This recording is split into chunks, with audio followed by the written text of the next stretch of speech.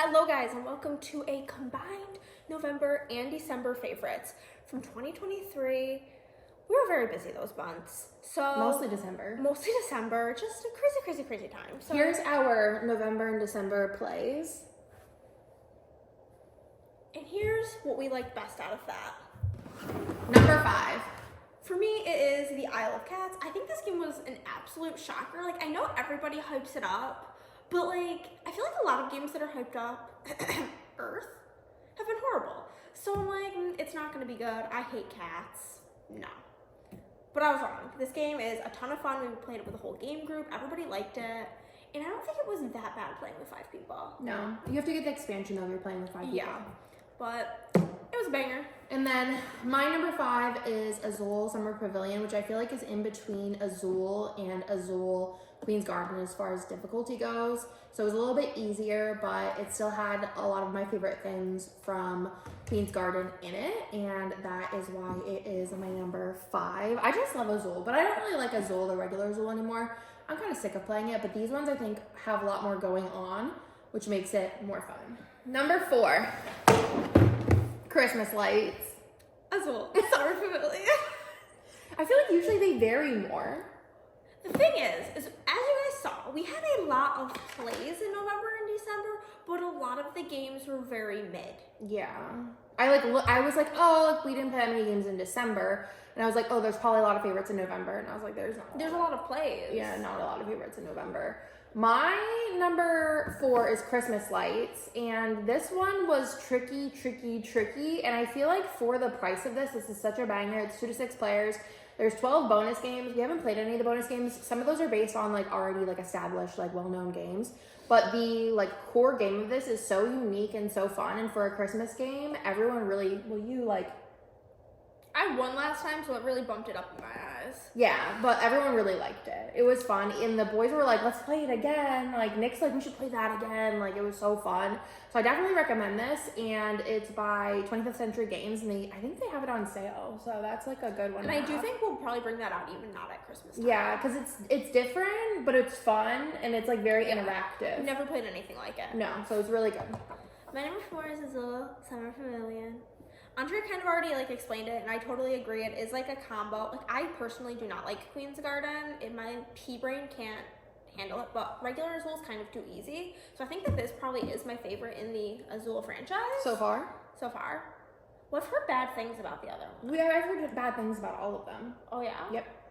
Well, this one also has really pretty colors. Yeah. So. Number 3. Yeah. My number 3 is Santa's Workshop. I think this game is so fun and so cute. After playing it with the game group, I went ahead and bought the like updated new revised edition with like the new artwork.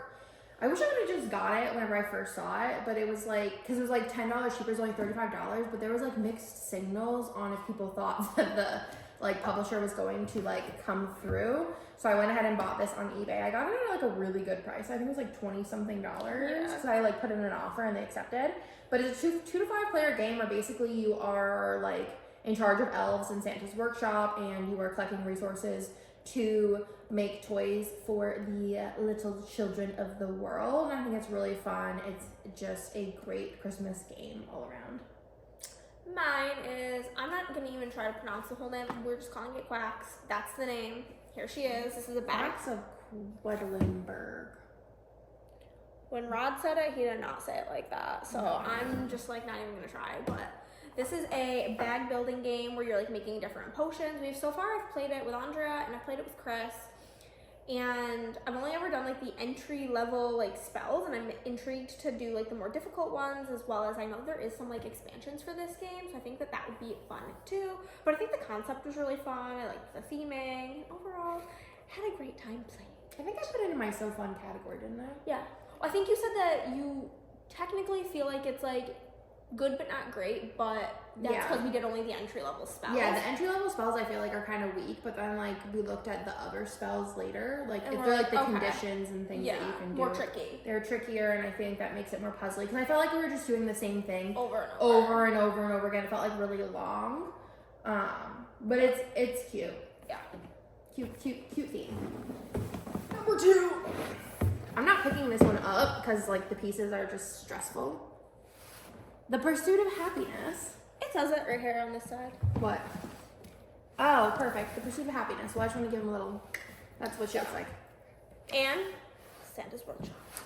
So, the Pursuit of Happiness, I just recently got in. This was a Kickstarter. This is the big box. I was going back and forth on if I wanted to go like all in with my pre-order, and Nick was like looking at my phone behind me, and normally he's like, you don't need it, blah, blah, blah, blah. But he was like, no, get the big box. That looks so fun.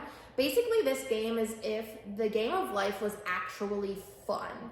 And I think that is the best way to explain it. It is like you have your own little life, and you are working from a teen to basically your death. It's like kind of like the game of life mixed with The Sims.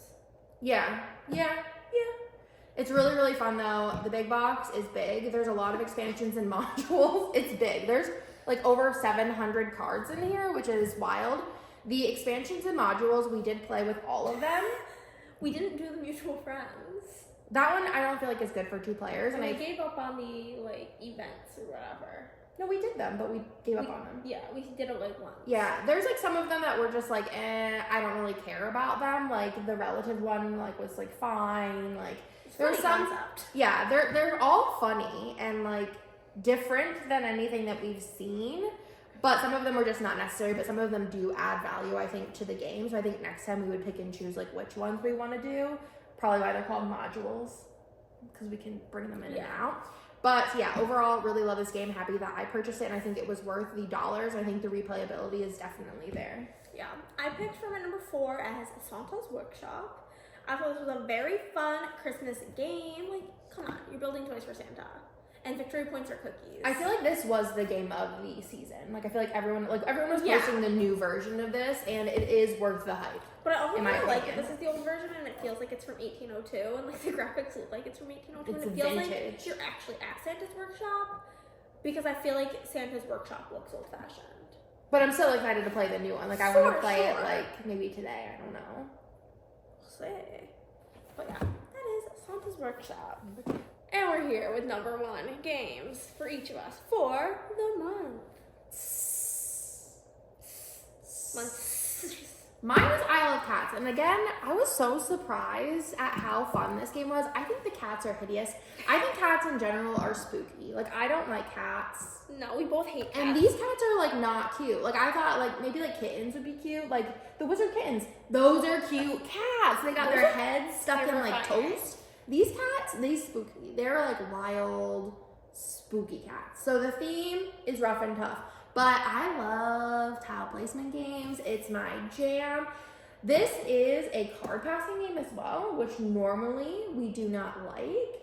It has a lot of different things going, but overall, I'm just like happy with it. Like I want to play it again. I want to play it with the game group again because everybody really enjoyed it. Yeah. And I said while we were playing it that I feel like it's like there's a lot of games where you're just like this when it's not your turn because you're just so bored. But I was like kind of interested to see like what everyone else was going to do. And you don't like know what people's like I forget what they're called. Like they're like secret, their private objectives are. If they have those cards, so people will be doing things, and you're like, why are you doing that? 17 objectives last time. Lessons. That's what they're Lessons. called. Yeah, I had like. Also, there's a family mode, which I forget about, which is a cool addition for a game. Family and solo. Yeah, I think family it gives it a lot of value, especially because like a game like this, like my kids wouldn't be able to play for a really long time. Yeah. But there's very few games I feel like that have like a family mode, so that's nice as well. I do also want to say it's very fitting that a tile placement game would be your number 1 and the most obnoxious game possible would be my number 1.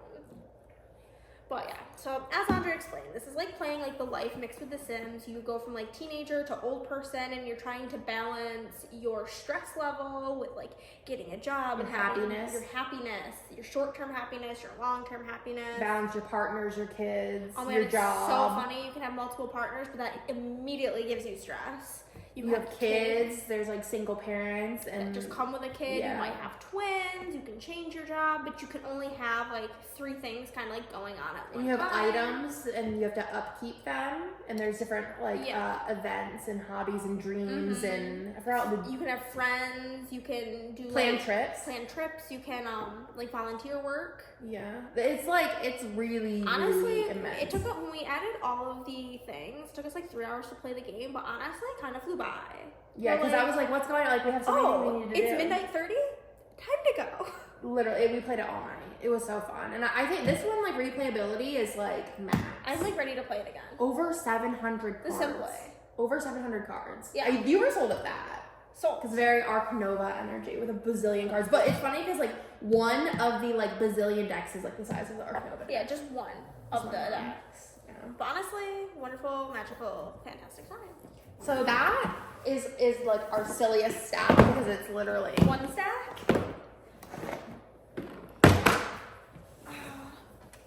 And that is a wrap on our monthly favorites, but we are going to be doing a yearly favorite. We did do our tier ranking, but there was quite a few in my, like, what is it called, the top tier? Favorite games or whatever. So we're going to be narrowing it down to 10 and ranking them for the year. And I do think there will be much more variety because me and Andrea, like, we like the same games, but we don't usually love the same game. No, it's rare. And that, I feel like it just means it's a really, really good game. Yeah. But I think there will be some similarities. Like Arc Nova. Yeah.